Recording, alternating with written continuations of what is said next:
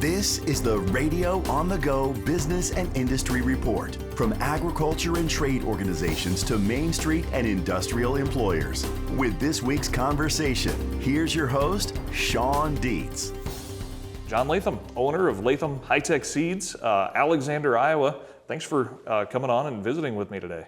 Yeah, thanks for coming over here. This is great. Yeah, so the Business and Industry Report, we are talking to local businesses that have grown and expanded that a lot of times we don't often have a chance to maybe do business with or maybe talk to on a regular basis, because you guys' market is well beyond our regular radio range. Mm-hmm. You guys are in so many Midwest states and things. Talk to us a little bit about, as we get started here, where you guys are at today, and then we'll kind of work backwards.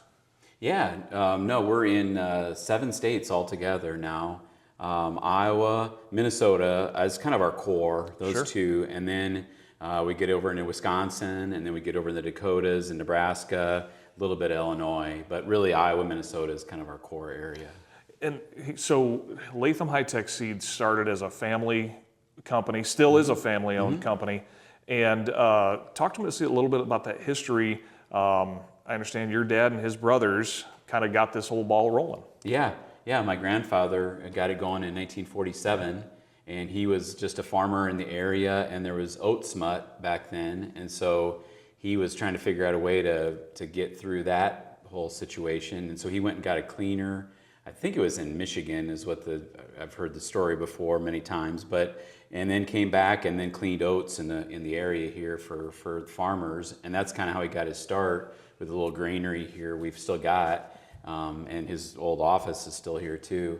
So that's how he got started, and then my dad and uncles came back in the business in the mid to late 60s and early 70s, Bill, Don, and Tom, and then they really changed the business into soybeans, and that's with our breeding efforts and started with the Latham brand then in the mid 70s, and then the business continues to evolve. Then my wife and brother and I are involved in the business now, and we started the corn side of the business. So now we've got corn, soybeans, and alfalfa, and about 250 dealers in 7 states altogether. It's just amazing to think of the beginnings. Like you said, your grandfather started. He had this problem he was looking to solve, mm-hmm. right? Yeah. And that's oftentimes where it starts. I imagine as that next generation of your dad and your uncles get rolling, there's a lot of science involved, right? You're trying to figure out how do you start your own breed of soybean, so to speak. How does that process take place? Where's that spark, and how does that start to come to be?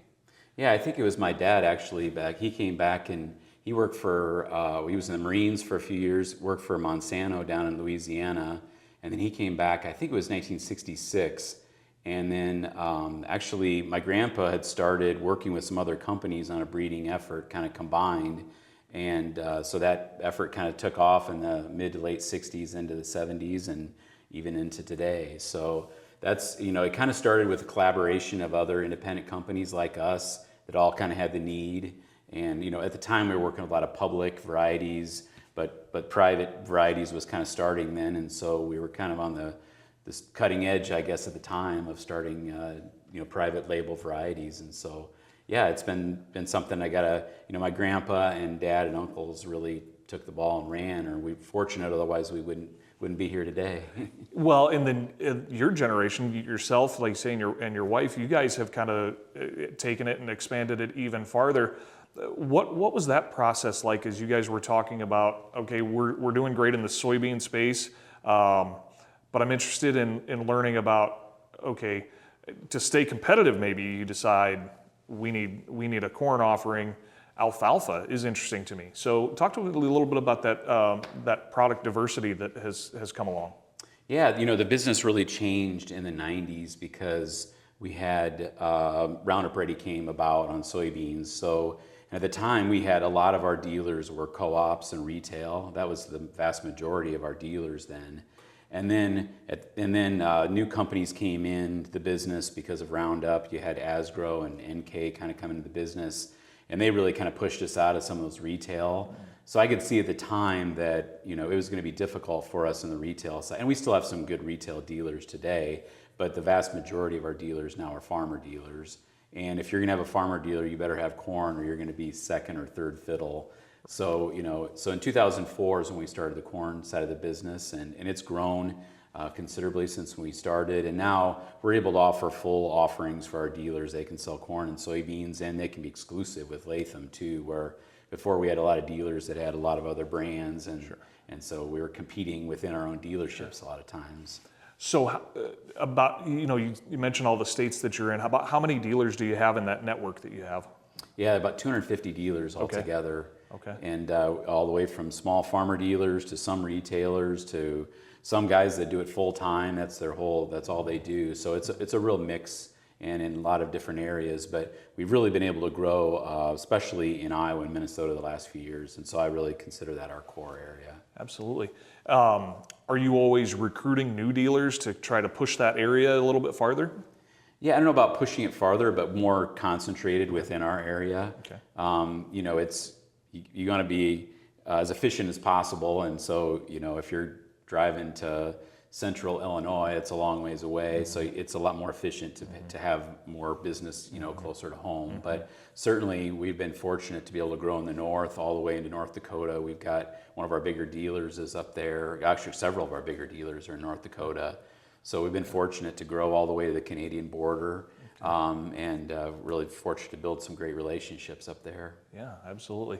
So where we're at right now is the production facility. This you right here in Alexander, you employ how many people?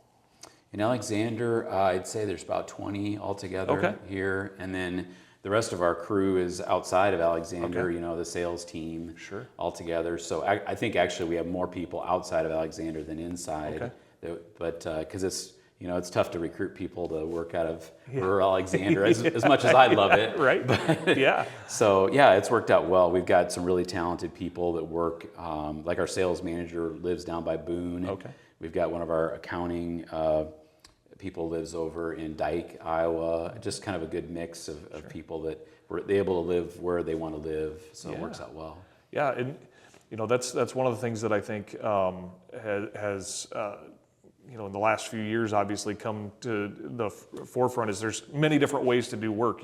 Right. If there's I like to say if there's any positive that came out of the pandemic at all is there was this light bulb moment where I think a lot and you guys were probably doing it well before that, it sounds like. Yeah. But for a lot of us, I think there was this moment where, maybe there's other ways that we can accomplish this. So yeah, I think that's been a positive. So I'm interested too to learn about how charitable Latham Hi-Tech Seeds has been. I know you guys do a lot of work with the American Cancer Society and different things like that. Talk to me a little bit about where the heart of that comes from. I know you and your family to be very charitable people. Yeah, well, thank you.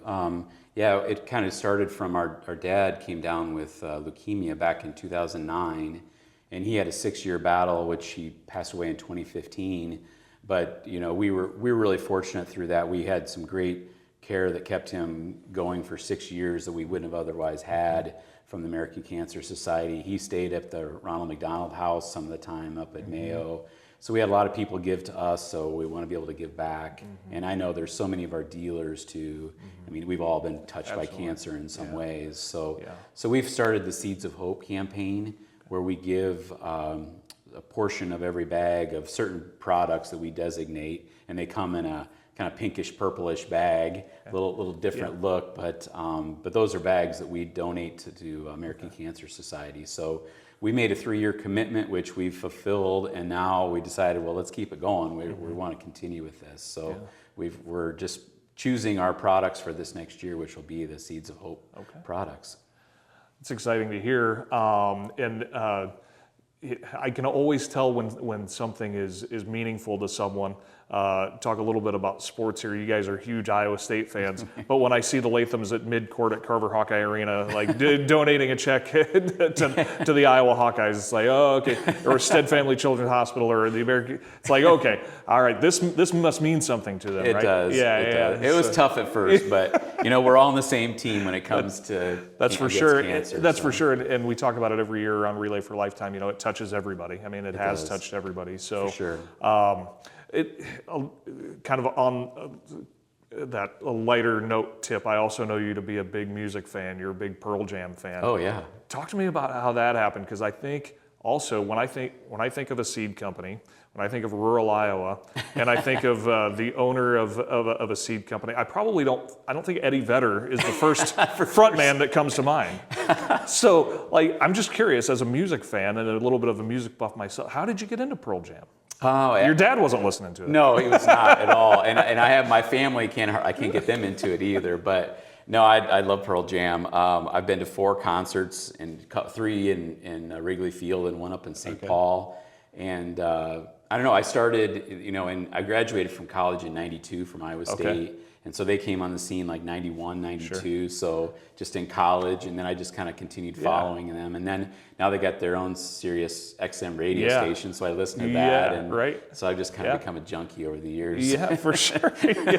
No, that's all good. That's all good. It's funny. It's just funny the way those influences can happen sometimes, because I know myself, my kids will tease me like, how can you be listening to Kiss or Aerosmith or something and then turn around and have Waylon Jennings on? It's like, it doesn't seem like it would be the same thing, and then the next day it's Frank Sinatra or something, So right.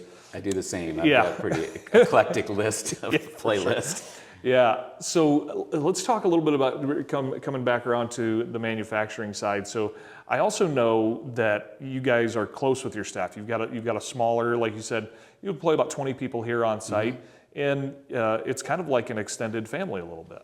Yeah, we've been fortunate. We've got, our plant manager will have had 50 years with us here this fall. We had our office manager just retired this last year, and she was with us 45 years, I think, or in the 40s. I might have that number wrong, but a long time. So we've had long-time employees that have been a big part of Latham and growing Latham, and so we're really fortunate that way. And now I've been here 31 years, so I'm getting to be one of the older crew myself. Yeah, and it's funny to think sometimes too. Like I was just talking to Karma out front, and she was asking me if I was able to keep Colt in line, and it's like, well, not really. I've known him for 30 years now, and I started thinking back. It's like, 30 years. 30 years. That's nuts. It goes fast. It goes so fast. So. What's the future look like for Latham Seeds? Obviously, you want to continue to grow the brand inside the geography that you have and gain more dealers. But what's a 10-year or a 15-year plan look like for Latham? Yeah, well, the thing that I've really realized is you can't do everything on your own. You've got to be able to partner with other companies. And right now, and especially when you're competing against some of these multinational companies that are huge. Mm-hmm. So we've got a new partnership with MS Technologies, which is an Iowa company that does a lot of breeding on soybeans. And so we're really excited about that, being able to grow our business. We've got better access than ever before. And so, really happy about that. But I think it's really important who you partner with and people that have the same values. And so it's been really fun partnering with them. And then I keep in close contact with other independent companies like us and see how they're doing. We exchange notes all the time. So, but I think the future is bright as long as you can partner. I mean, there's a lot of independents that have struggled the last few years, but I think as long as you partner with the right people, I think there's a lot of opportunities, because if everything else is equal, farmers would rather do business with a family-owned business. But you've got to have the good products. You got to be a competitive price-wise, and so as long as we can do that, I think we're going to continue to grow. So I wonder, what are some of the challenges then, as it relates to trying to make sure that all things can be equal and you can be on a level playing field with a bigger player, like say, I don't know, like a Pioneer or something like that? Yeah, I mean, the business has changed so much, because I remember my grandpa, did everything with a handshake, basically to all of his suppliers, and your word was your bond. Well, now, it's a different world now. Yeah. It's contracts over everything. So we've had some great relationships over the years, with Bayer, now with Corteva, Syngenta, but there's a lot of contractual relationships now. It's just a lot different. So you got to almost be a lawyer, and we can't afford to hire every contract to be looked over, but you got to have somebody then. So we all do that, look over the contracts and make sure they fit for us, and continue to have good relationships with partners that we think we can grow and share values with. Absolutely. And we've even seen, I think people that follow your social media have seen you out in the field doing field checks and things like that. Talk to me about that. What does that keep you connected to the product, or do you feel like that's a necessary thing for you personally to do, or how does that take place?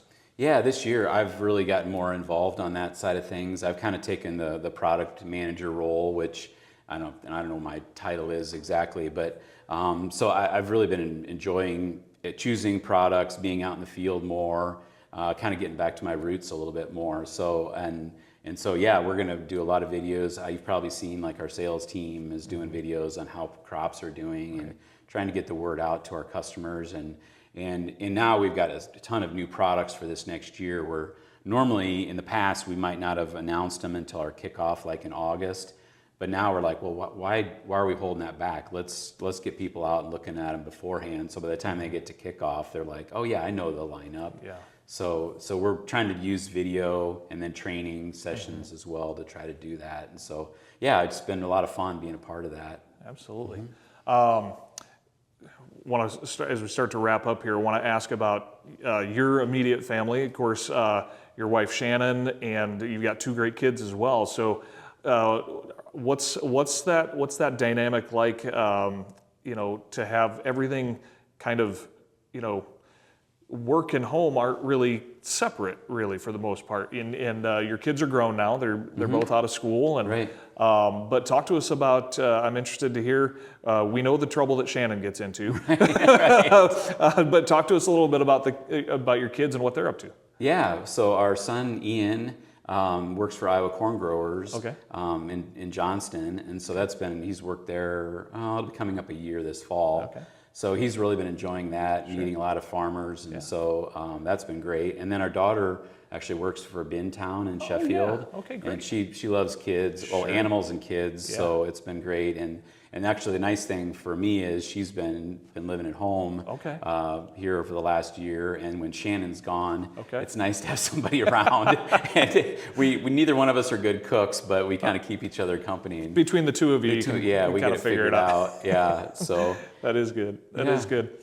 Last thing I'd like to, I'm trying to form a tradition of asking this at the end of every interview, end it on a high note, a positive tip. You work hard every day. Obviously, in your case, I would imagine it's a little bit of a mental grind, maybe more so than a physical one, just thinking of different ways and strategizing.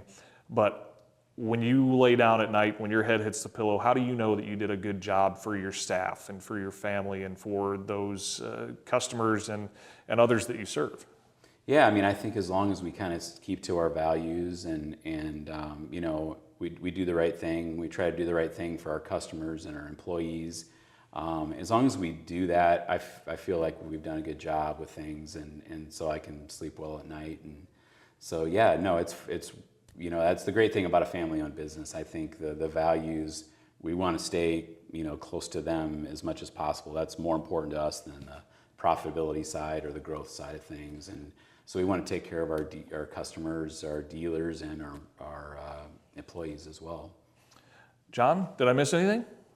No, I don't think so. This is fun. Sounds good. Well, thanks a lot for joining me, and look forward to maybe doing it again sometime. No, it sounds great. Anytime. Thanks, Shawn. Yeah, thanks a lot, Shawn. Thanks for listening to the Radio on the Go Business and Industry Report. Listen to the short version each Thursday at 12:50 on 104.9 KLMJ. For the full conversation, check out the podcast on the Radio on the Go mobile and TV apps, or listen on Spotify.